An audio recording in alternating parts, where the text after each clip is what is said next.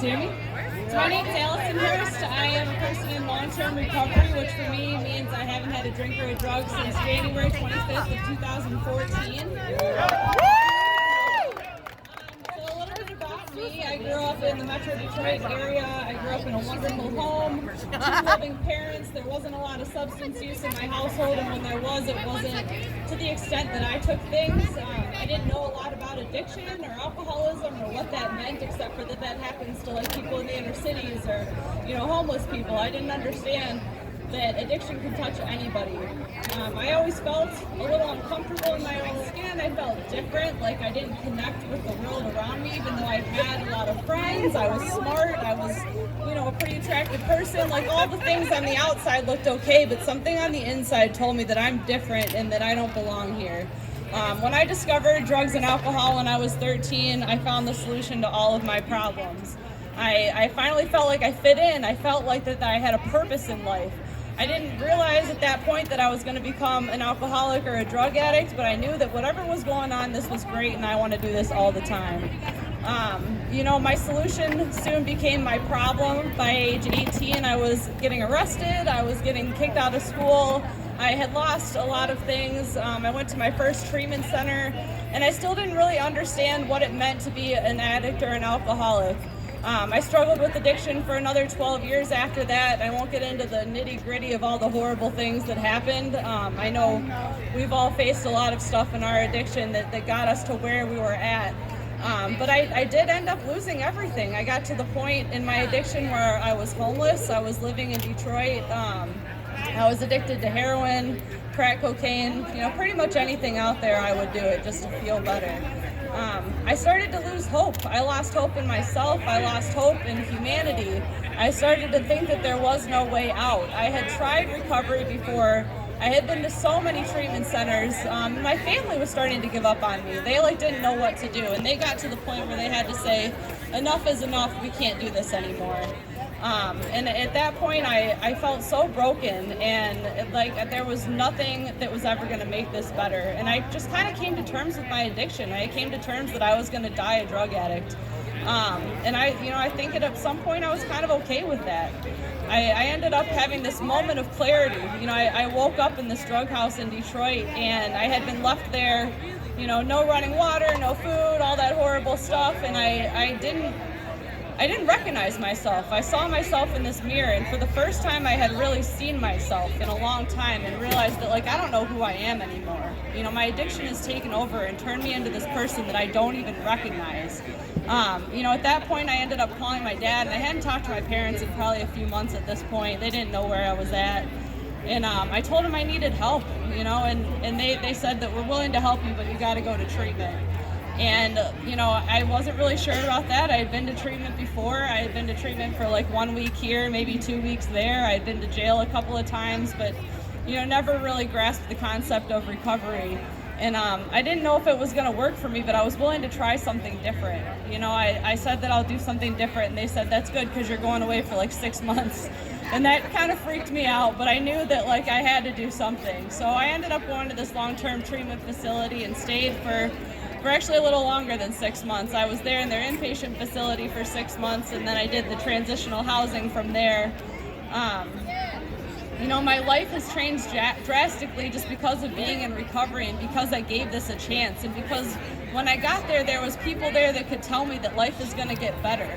I finally listened to people's stories and started to relate with them, and I heard people tell my story, and I could see that their lives had improved because of being in recovery. Now I work at a treatment center. I work for GrowthWorks, so we are a substance use treatment center in the Metro Detroit area, and I am a peer recovery coach. I supervise the peer support services at GrowthWorks, and we are people in long-term recovery that are here to help others in their process. I know for me, I started going to treatment when I was 18, and I didn't get sober until I was 30. It took a long time for me to really get it, but I had people there holding my hand and saying that this is going to get better. When I first came into recovery, I was homeless. I didn't have a job. I had lost my driver's license. My family wasn't really talking to me. We know that when we first get sober, or even trying to get sober, it's not just about putting down the drugs and alcohol. There's so much more that comes with it than that. And as recovery coaches, we're here to help people in that journey.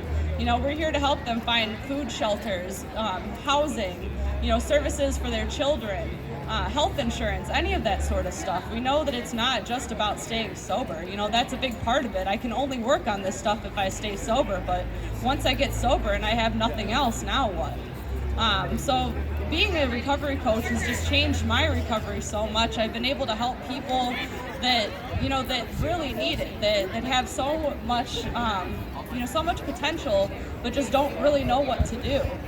We work with St. Mary Mercy Hospital. We have this amazing partnership with the hospital where we respond 24/7 to their emergency department, their ICU, their mental health unit, their chemical dependency unit.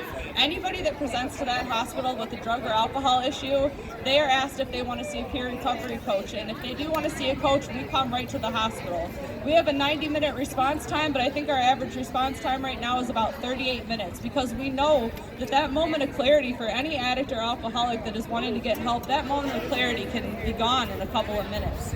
So we get there and we come see them bedside and we work with them and we get them the support that they need and the services that they need. We help connect them to recovery resources in their area.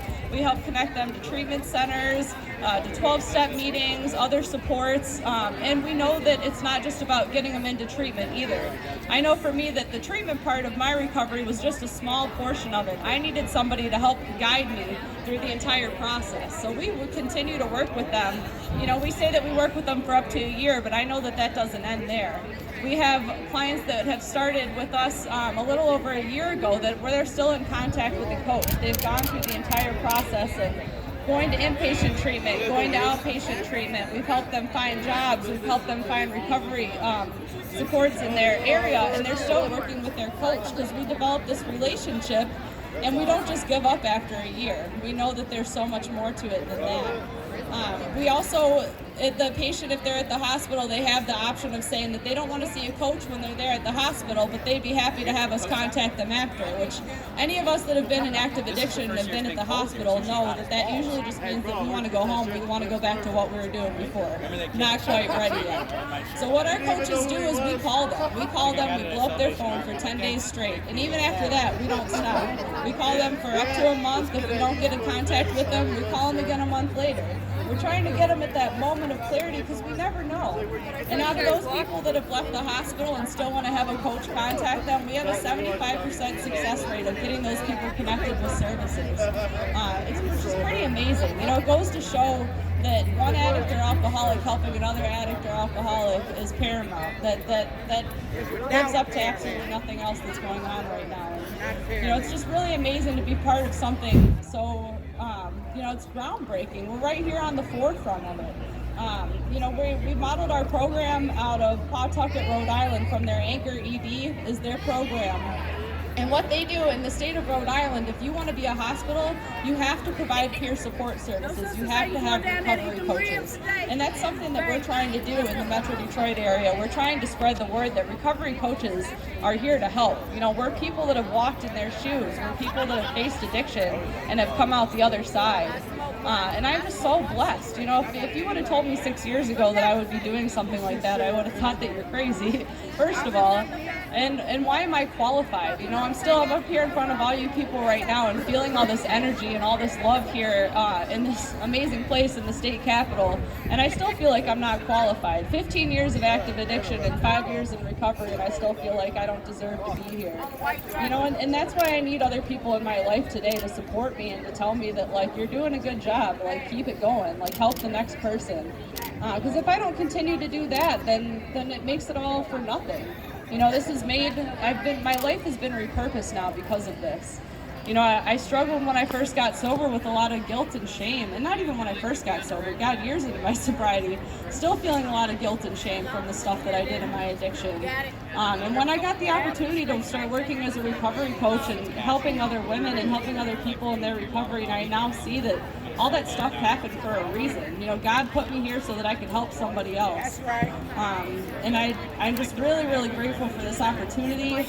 This is such an amazing thing to be doing right now. I'm still a little nervous. But I love you guys, and thanks for letting me speak.